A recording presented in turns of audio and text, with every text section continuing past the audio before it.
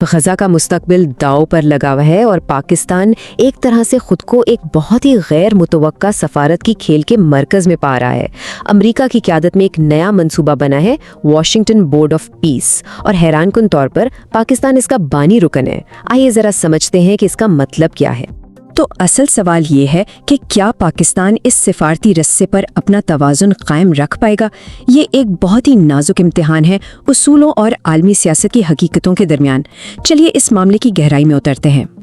اچھا، تو سب سے پہلے یہ دیکھتے ہیں کہ واشنگٹن کا یہ بورڈ آف پیس آخر ہے کیا اور اسے بنایا کیوں گیا ہے۔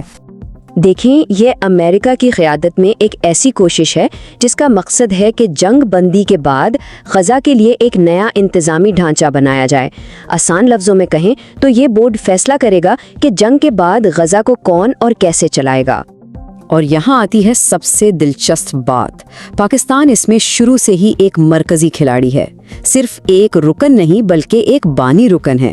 ان 14 ممالک میں سے ایک جس نے ڈیووس میں اس کے چارٹر پر دستخط کیے، یہاں تک کہ اس کی پہلی میٹنگ کے لیے وزیر اعظم خود واشنگٹن گئے۔ یہ کوئی چھوٹی بات نہیں ہے۔ اب کاغذوں میں تو پہلی میٹنگ کا ایجنڈا بڑا سیدھا سادہ ہے، بورڈ کی ساخت کیا ہوگی، اس کے اختیارات کیا ہوں گے اور سیکریٹریٹ کیسے بنے گا۔ لیکن ہم سب جانتے ہیں کہ سفارتکاری میں اصل کھیل ہمیشہ پردے کے پیچھے ہی ہوتا ہے۔ اور یہیں پر سفارتکاری کی ایک پرانی کہاوت بالکل فٹ بیٹھتی ہے کہ قبل از وقت اور بہت دیر کے درمیان فاصلہ زیادہ لمبا نہیں ہوتا۔ مطلب صاف ہے، ایک بار جب یہ ڈھانچہ بن گیا تو پھر اس میں عملی کردار ادا کرنے کا مطالبہ، جیسے کہ فوجی دستے بھیجنا، فوراً سامنے آئے گا۔ اور بس یہی وہ مطالبہ ہے جو پاکستان کو اس کی سب سے بڑی سفارتی آزمائش میں ڈال دیتا ہے، جہاں اصول اور حکمت عملی آمنے سامنے آ کھڑے ہوتے ہیں۔ پاکستان کی پوزیشن ایک بہت ہی نازک توازن پر کھڑی ہے۔ ایک طرف تو اس کا وہ دیرینہ اصولی موقف ہے، فلسطینیوں کے حق خودارادیت کی مکمل حمایت، اور دوسری طرف ایک اسٹریٹجک حقیقت، امریکہ کے بنائے ہوئے بورڈ کا بانی رکن بننا تاکہ اہم فیصلوں سے باہر نہ رہ جائیں۔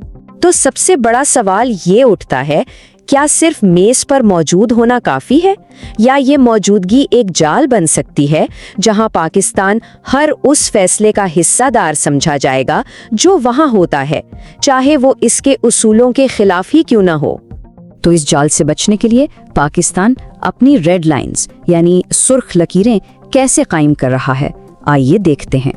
پاکستان کے لیے اصل امتحان یہ ہے کہ کیا وہ اس امریکی قیادت والے فورم کے اندر اپنی شرائط منوا سکتا ہے، کیا وہ اپنی اصولی سرخ لکیریں واضح کر سکتا ہے جنہیں کوئی پار نہ کر سکے۔ اطلاعات کے مطابق پاکستان نے اپنی 4 بنیادی شرطیں میز پر رکھی ہیں۔ پہلی، کوئی بھی فورس اقوام متحدہ کے مینڈیٹ کے بغیر نہیں بھیجی جائے گی۔ دوسری، فلسطینی قیادت کی رضامندی کے بغیر کوئی قدم نہیں اٹھایا جائے گا۔ تیسری، مشن سختی سے صرف اور صرف انسانی امداد تک محدود رہے گا۔ اور چوتھی، جو شاید سب سے اہم شرط ہے، حماس یا کسی بھی فلسطینی گروپ کو غیر مسلح کرنا پاکستان کی ذمہ داری نہیں ہوگی۔ یہ ایک بہت واضح پیغام ہے۔ اب اس کہانی میں ایک اور اہم موڑ آتا ہے، ایک ایسا ممکنہ اتحاد جو پورے کھیل کا رخ بدل سکتا ہے۔ ذرا اس طاقتور اور اسٹریٹجک اتحاد کے بارے میں سوچیں۔ پاکستان، سعودی عرب اور ترکی، اگر یہ 3 بڑے مسلم ممالک ایک پیج پر آ جائیں تو یہ خطے کی سیاست کا نقشہ ہی بدل سکتے ہیں۔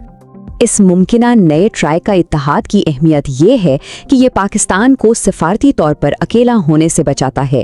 سوچ یہ ہے کہ جب فوجی دستے بھیجنے کا حتمی مطالبہ آئے گا تو پاکستان اکیلے فیصلہ نہیں کرے گا۔ اگر سعودی عرب اور ترکی اس میں شامل ہونے پر راضی ہوتے ہیں تو امکان ہے کہ پاکستان بھی ان کا ساتھ دے گا، ورنہ نہیں۔ اچھا، تو اب ہم آتے ہیں اس کہانی کے نچوڑ پر۔ واشنگٹن میں پاکستان کا اصل امتحان کیا ہے؟ ایک سفارتی تجزیہ کار نے اس صورتحال کو بہت خوبصورتی سے بیان کیا ہے۔ انہوں نے کہا، امریکہ کی میز پر بیٹھنا آسان ہے، مگر اس میز پر اپنی بات منوانا مشکل ہے، اور یہی اصل نقطہ ہے۔ صرف موجودگی کافی نہیں ہوتی، اصل کھیل اثر و رسوخ کا ہے۔ تو کامیابی کا اصل پیمانہ میز پر کرسی حاصل کرنا نہیں، بلکہ یہ ہے کہ اس کرسی پر بیٹھ کر جو کہا جائے اسے سنا بھی جائے۔ کیا پاکستان کی آواز میں اتنا وزن ہوگا؟